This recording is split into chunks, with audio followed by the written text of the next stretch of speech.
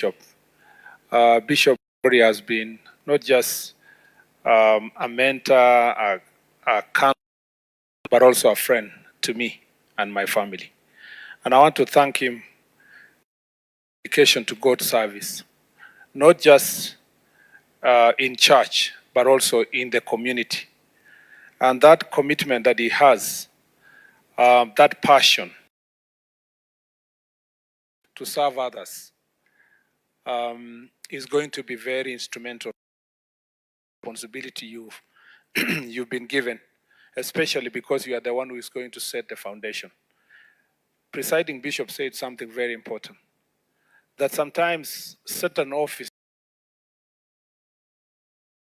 in government, in society, in church are not attractive. As it is at the moment, it is difficult. You know, you wonder where we'll get the resources, how to start. Experience that you have as a person, the Lord is going to guide you. You also have a cloud of witnesses in our church, but even sister churches and the government and friends. And also I've seen diaspora pastors, and that is going to make a difference in your job. I want to thank Presiding Bishop because of recognize this need.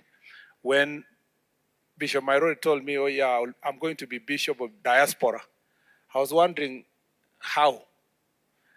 But I remembered one thing, and everyone who has gone studied abroad, you know, I went to school at some point in the US, and you know, when I got there, I was wondering which church to.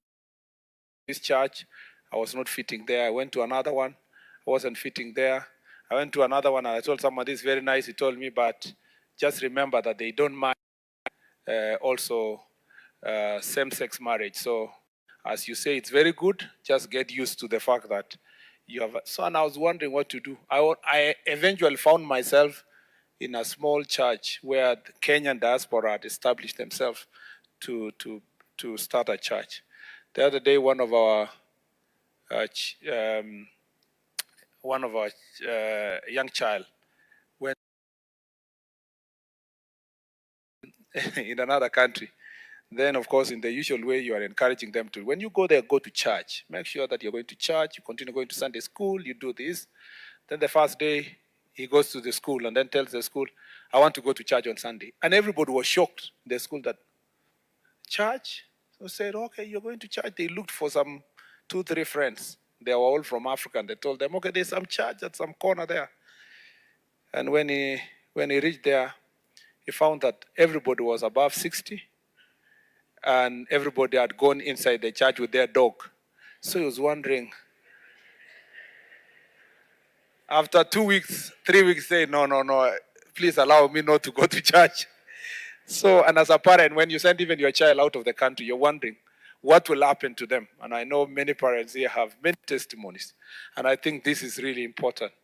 I believe your office, before many of us here in future, God willing, we send our children to study out of the country, we would actually come to you and ask you, now, my child is going to Scotland or going to which country? Can your office, Bishop, help us locate where they will go, who is there, what church is available, and how will they be mentored?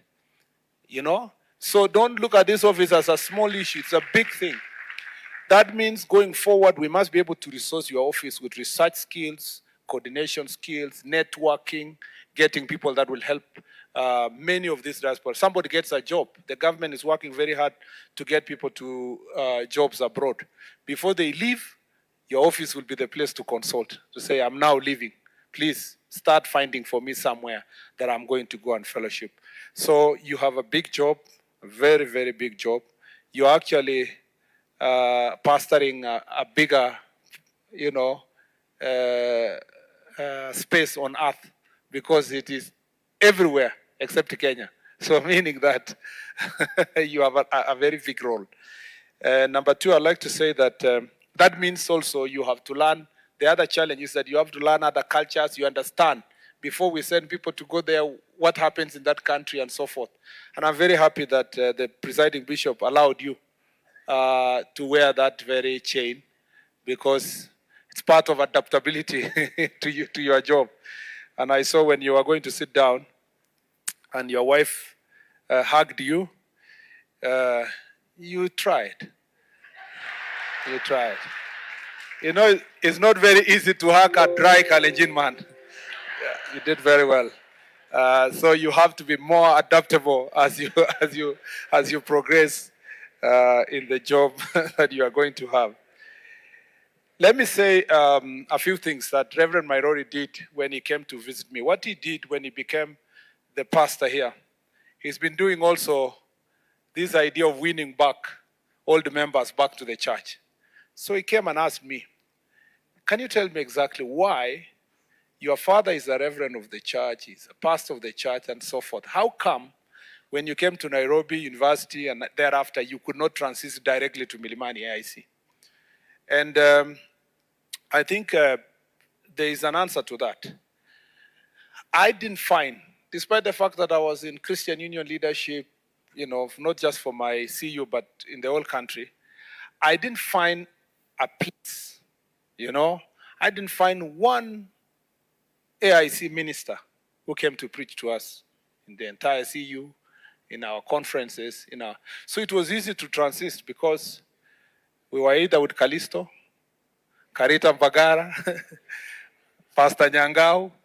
So by the time I was making a decision after church, it was very easy because of the friendships that we built when I was a student in the university.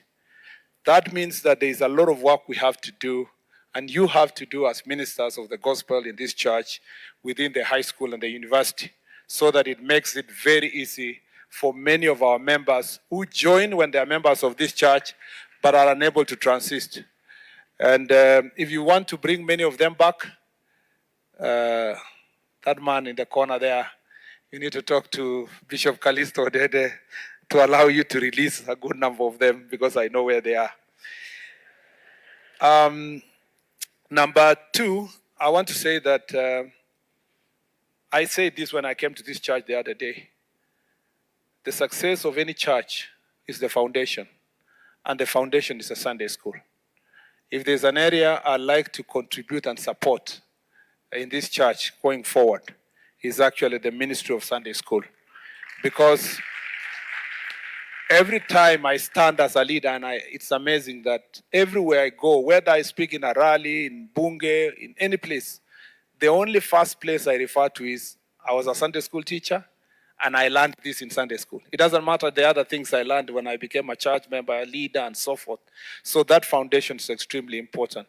And if we want to win our children, it is true what the Bible says, that teach a child, you know, the ways of the Lord, and they will not forget. And it is true. If we are going to struggle, we are struggling about what to do with our young people, values, and so forth.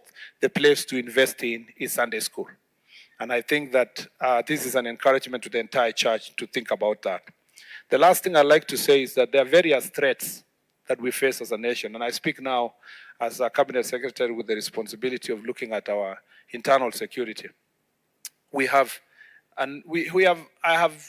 gone through the country now through Jukwaa Usalama, visited many of and we went with you to a good number of counties. And the conversations, you know, some are similar, some are unique to some counties, and so forth. There are certain threats that are affecting our country. Number one, presiding bishop, is we have to really address this issue of drugs and alcohol abuse. It's a big threat to our nation. We have to reach out. We have to have rehabilitation centers. We have to deal with this issue. And it cannot be done by government alone. This is where the church can partner with us to deal with the issues of drugs and alcohol abuse. Number two is the question of sexual and gender-based violence. In some counties, they report 18 to 30 children defiled per month. I was in Western and Nyanza region, extremely prevalent in places like Bungoma, Kakamega, Busia, Siaya, Migori, Homa Bay. All those places, we are recording between 18 and 30 children every month being defiled. And it is because of the repugnant behaviors in society and people trying to cover up. And the people who do so are people in responsibility, purported to be pastors, to be chiefs, police officers, and teachers who take advantage of young people. The church must rise up. And I dare say, we need a champion in this country, outside government, to raise the nation to think through the questions of sexual and gender-based violence, which is prevalent in our society, including spouses fighting, killing themselves, mothers killing their children because of mental health issues, and so forth. And this is an area we must be able to work together. The other threat to our nation is gangs and hooligans, and particularly gangs. Again, we must reach out to our young people to make sure that these things are addressed together. And finally, the challenge of banditry and terrorism. I'm so impressed with what the AIC Church is doing in Kerio Valley region. When we did the security operation, which lasted less than 2 months, Bishop Kipsoi, who is my bishop, is here, and the team from Kerio Valley, thank you, and the bishops from Kaseton, and from West Pokot, and our bishop from also Baringo. All of them have worked closely together to reach out to those whom are living banditry, are getting reformed. The 3 dangerous bandits in Kerio Valley, the first place they went before handing in their guns was AIC Chesongoch. You know, they went to the church, prayed for, got their courage, took their guns. And because of the act of the 3 of them, now we have guns being returned by criminals, you know, up to 150 in one area. And this is unprecedented. I tell you, I am from that county, I was a senator. This is unprecedented. And we are going to do that in the entire valley with the support of the church. And we want the church to request the church to come in and help us in the process of de-radicalization. Because these are people who are used to radical behavior of banditry and so forth. And as we work together, let's do this to make sure that our nation is safe. Let me finish by saying that Reverend Mairori, we will stand by you and with you in based on our abilities. His Excellency the President spoke to you. He also told us last night that we pass his greetings to the church and wish you well. Of course, his presence is felt here. And I'm sure why we have a president who is AIC is because of Coco Sara, who is here with us today. Thank you. Thank you, Coco, for being with us today. And always, and I know you are a member of this church, and for giving us a president who is God-fearing and who is able to work with the church to build this church. We are lucky as a church that there is a possibility that in the next elections, the person who will be running for president, of course, to defend his position is an AIC, and most likely, the leader of the opposition running against him is AIC. So we want to say, please pray for us, all of us. Pray for all of us. And of course, assess what we can do. And if you find that you have the capacity to bring us together, bring us together. There is no issue, so that we work together for our nation. Asanteni sana. Reverend Mairori, you have been harassing me, not for yourself, for the church across the country. And thank you for helping me and others here, my friends here, to serve. Reverend has taken me to Meru. He's taken me to Kambani with Reverend Kimulu here, Bishop Joshua here of Nairobi. He has, every time he comes harass me, I'm going to Nyandarua, I'm going where? And sometimes building the church, buying a car for a bishop, doing something.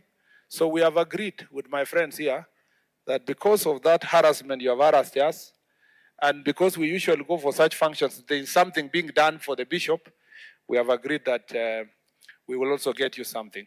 We'll get you a vehicle for service. And so most of those friends are sitting here. We will visit you and give you directions in the next 2 weeks. Thank you very much, and may God bless you.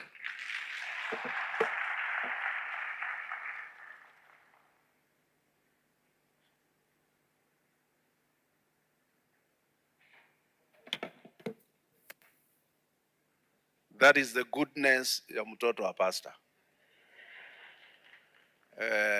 Si moderate so well. Thank you very much. Wanasiasa, kama mungekuwa mnaongea vile mmeongea leo,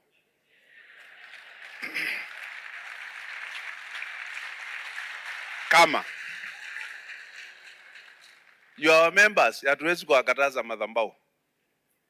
But the moment now on a Sunday service you evoke something about it kill the blessings spiritually.